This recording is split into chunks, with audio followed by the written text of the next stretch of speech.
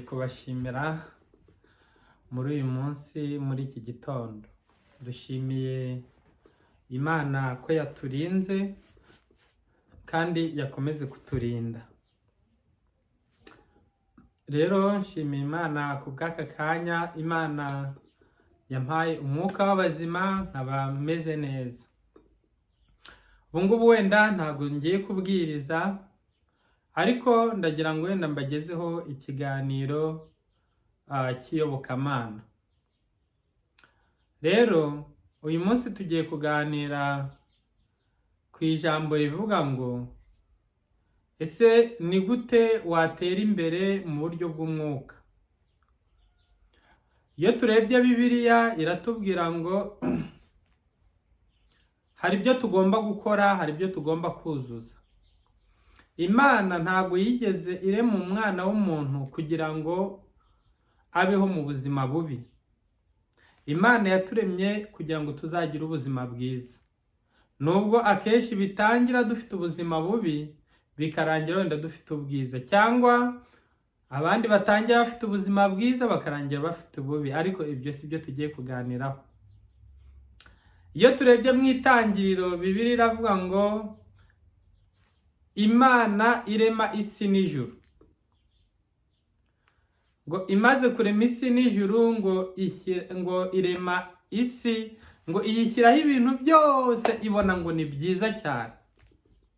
Imana imaze kureba ibintu yaremye, imaze kubona ari byiza, iravuga ngo reka twiremere umuntu ase natwe. Ese koko uyu munsi wa none wowe ufite agaciro y'uko usa n'Imana?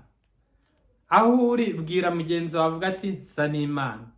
Isaac asa n'Imana, nawe ndi kubwira usa n'Imana. Rero Imana imaze kureba ndetse no kwiga umugambi wo kuvuga ngo reka tureme umuntu ase natwe, niyo mpamvu muri Yohana handitse ngo Jambo yahoranye n'Imana kandi Jambo yari Imana. Rero Imana igira uwo mugambi, iravuga ngo reka tureme umuntu, bamwita Adamu. Imaze kurema umuntu Adamu, uwo muntu yari umugabo. Ngo Imana irangije ngo imuha ubutware bwose bwo ku isi, iramubwira ngo uzayobore ibi bintu byose. Ngo ariko uramenye ngo ntuzigere urya ku giti kimenyesha ikibi n'icyiza. Uyu munsi rero impamvu abantu tubana ntitwumvikane, ntitugendane, niko umuntu wa mbere yaremwe, niko byagenze. Imana yaramubwiye ati Adamu, ibyo kurya ibiri muri Edeni yose ni ibyawe, imbuto zose, byose byari birimo, ariko uwo muntu ntabwo yigeze ashyirwa. Ngo Imana imaze kurema uwo mugabo, ngo ibone ko adakwiriye kuba wenyine, ngo irema ngo umugore, ngo imwita Adamu. Rero Imana imaze kurema umugore, niho ikibi cyaje ku isi. Ntabwo ndi gushinza yuko abagore ari bo banyakibi, ariko umugore ni umunyantege nkeya. Umugore ni umuntu ufata umwanzuro ahubutse. Umugore ni umuntu mbega Bibiliya iravuga ngo ni inzabya zoroshye. Ngo Imana imaze kumuremera umugore, Satani ngo ari mu ijuru ngo aramanuka, aravuga ngo reka uriya muntu Imana yaremye nanjye ngende mwoye. Rero Satani abona yuko atagenda ngo ace ku mugabo byorohe, aravuga ngo reka nce kuri uriya mugore Eva. Nuko Satani araza aramwegera amubwira ati ngo harya Imana yarababwiye ngo muzarye ibindi bito, ngo ariko muzarye ibiti byose birimo hano, ariko ngo kiriya giti nimukagikoreho. Eva aramubwira ngo yego. Amaze kumubwira ngo yego, Satani aramubwira ngo impamvu Imana yatumye mutarya kwa kiriya giti harimo ibanga. Uyu munsi ushobora kuba ufite umugore, ariko umugore wawe ni umuntu ushukwa n'akantu gato. hashobora kuza umuntu w'imbobo, hashobora kuza umuntu udafite nare akamushuka akamutwara cyangwa akamukoresha ibyo atagakwiriye gukora. Niyo mpamvu igitsina gore twagakwiriye kukihanganira sometime, cyangwa ikindi tukamenya yuko nyine ariko baremwe. Nuko Satani asubiza Eva aramubwira ngo impamvu Imana yabangiye kurya kwa kiriya giti nuko harimo kumenya ikibi n'icyiza. Nukuvuga ngo nukirya ngo uzahita umera nk'Imana. Satani aramubeshya amagambo yuzuye ubuntu bw'ubucucu n'ubugoryi n'uburiganya. Ibyo ni by'abagore cyangwa igitsina gore gishukika. Iyo urebye muri rusange umugore baza bamubwira utugambo twiza, ati nzakugira neza, va ku mugabo wawe njyewe nzagufata neza, nzagira gute, nzakora gutya, nzakora gutya. Akirengagiza wa mugabo we wamukoye, wa mugabo we babanye mu bukene, wa mugabo we wamukoreye ibyiza, wamukuye mu ahatari kuva akajya ahandi. Ibyo byose akabyibagirwa agakurikira wa muntu utarigeze wenda namwohereza n'igiceri na kimwe, utarigeze wenda namwitaho na rimwe. Ngo nuko Eva amaze kubyumva ngo arya kuri cya giti, ngo amaze kukiryaho ngo aragenda no ku mugabo we amubwira ngo mugabo wanjye, nariye kuri cya giti Imana yatubujije, none nkora iki? Nawe rero fata uryeho. Adamu abanza kwanga. Mbega ntago Satani yigeze aca mu mugabo ngo amushuke, ahubwo umugore we yishakiye niwe wamushutse, bituma n'uyu munsi wa none njyewe Isaac byarangezeho ingaruka, bituma wowe uyu munsi wa none byarakugizeho ingaruka.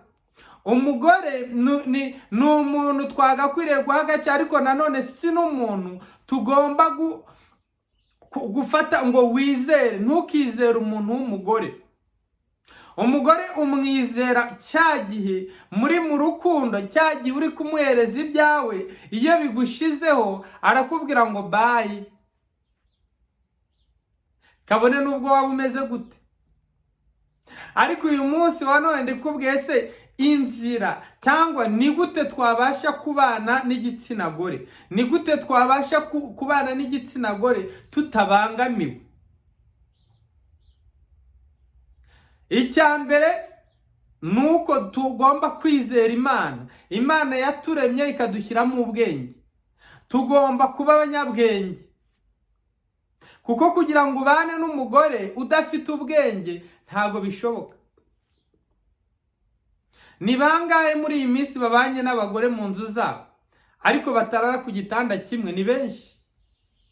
Ni bangahe uyu munsi bafite abagore n'abagabo babyaye bafite abana benshi ariko ugasanga nta kigenda mu buzima? Impamvu ni iki? Nuko yavutse ari umugore.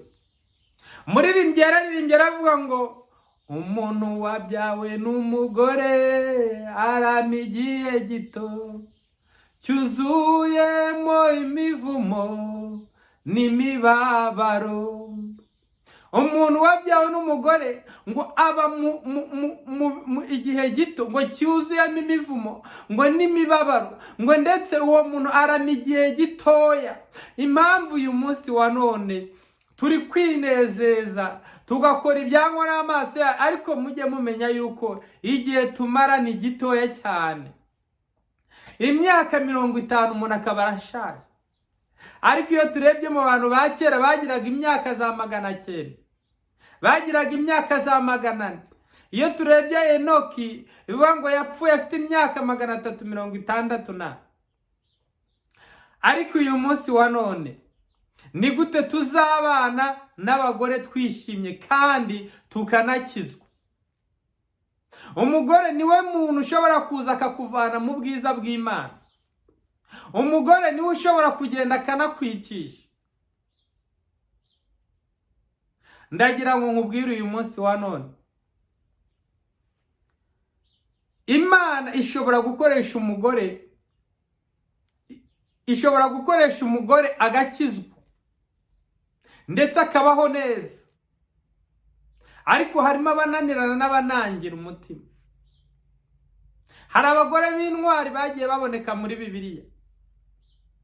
Hari abagore b'intwari bubakanye n'abagabo babo barinda basaza.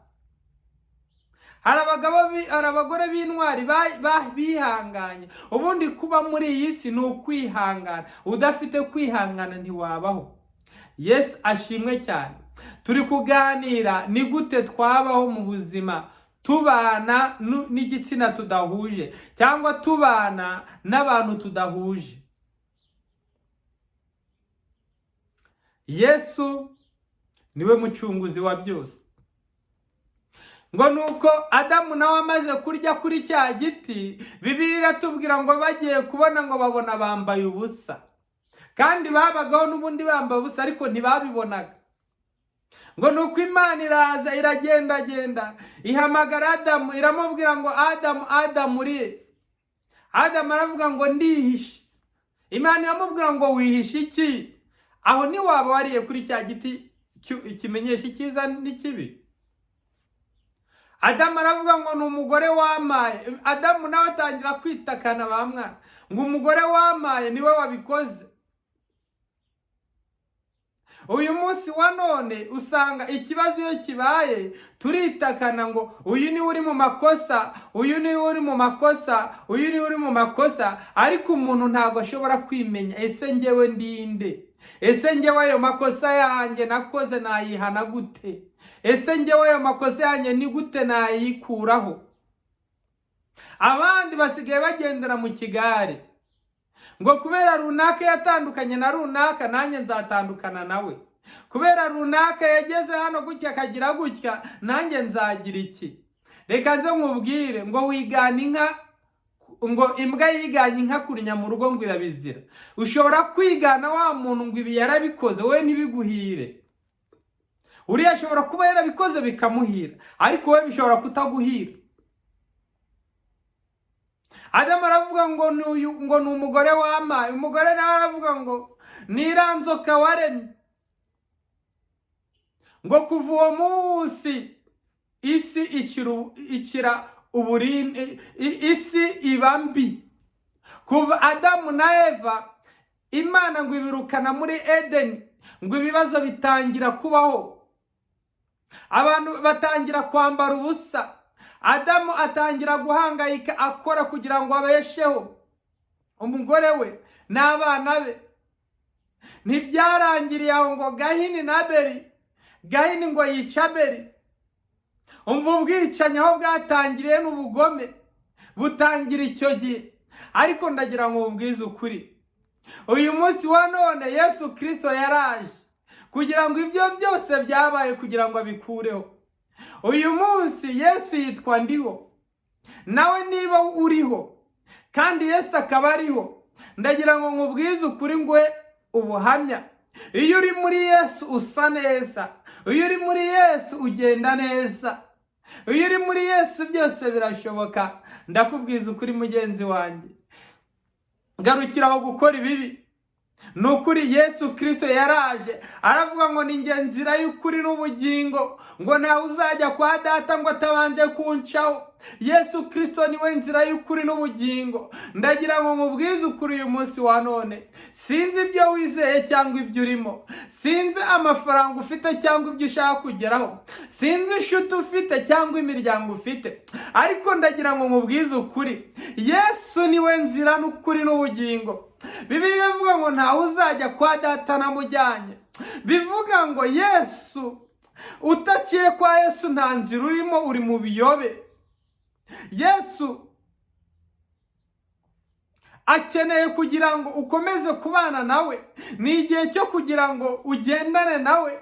Iyo Yesu yinjiye muri wowe ibintu byose birashoboka. Ndagira ngo nkubwire ukuri mwene data, amazina yanjye ni Isaac. Ubuhamya bwanjye ni bwinshi. Ndi umwana warokotse, ndokoka intambara, ndokoka jenoside, nkiri muto mfite amezi. Ese uyu munsi wa none ni iki cyantwara kuba nararokotse icyo gihe kandi ari uyu munsi nkaba meze neza. Ntabwo ari kubw'imbaraga zanjye nakoresheje, nta nubwo ari kubw'ubwiza cyangwa icyubahiro mfite, nta nubwo ari no kubw'amafaranga wenda naba afite, ahubwo ni grace y'Imana, ni ubuntu bw'Imana nibwo bumbeshejeho. Munyihanganire, ubuntu bw'Imana nibwo bumbeshejeho. Yesu Kristo ngo aramanuka, ngo icyo gihe ngo inama iraterana mu ijuru, ngo bareba ikiremwa muntu kigiye kurimbuka, ngo Yesu baravuga ninde wakwitangira buriya bwoko, ngo Yesu ngo arareba aravuga ngo ni njyewe ngiye kwitangira buriya bwoko bwacu twaremye. Ngo intare ya Yuda iva mu muryango wa Dawidi iritanga iraza ku isi, iraza yigisha amagambo meza, yigisha kubatizwa, yigisha kubana n'abantu, yigisha kugendana n'abantu, yigisha amagambo y'ubwenge kugera igihe bamwiciye. Ese uyu munsi wa none Yesu ari muri wowe? Niba Yesu ari muri wowe vuga ngo amen. Niba Yesu ari muri wowe vuga ngo amen.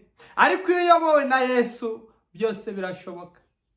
Ndagira ngo ndangize mbabwira ngo ubuzima bwanjye nabayeho ubuzima bubi.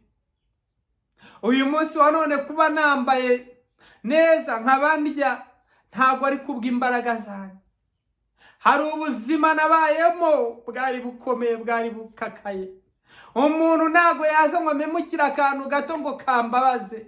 Naraye mu muhanda ndi umwana muto, naraye mu mihanda ya Nyabugogo hariya Kigali ndi umwana w'imyaka 10, ndi umwana w'imyaka 7, nkurira nsabiriza kugira ngo mbone icyo kurya, kugira ngo njye ku ishuri nkasaba kugira ngo mbeho.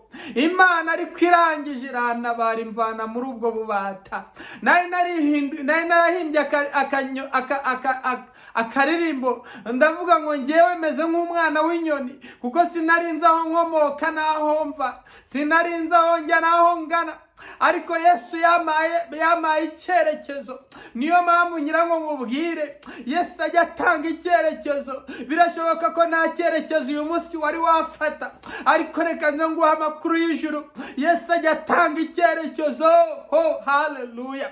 Yesu ajya atanga icyerekezo maze agahindura ubuzima bwawe. Ibyari imibabaro akabihindura amaseko, ibyari bibi akabihindura byiza.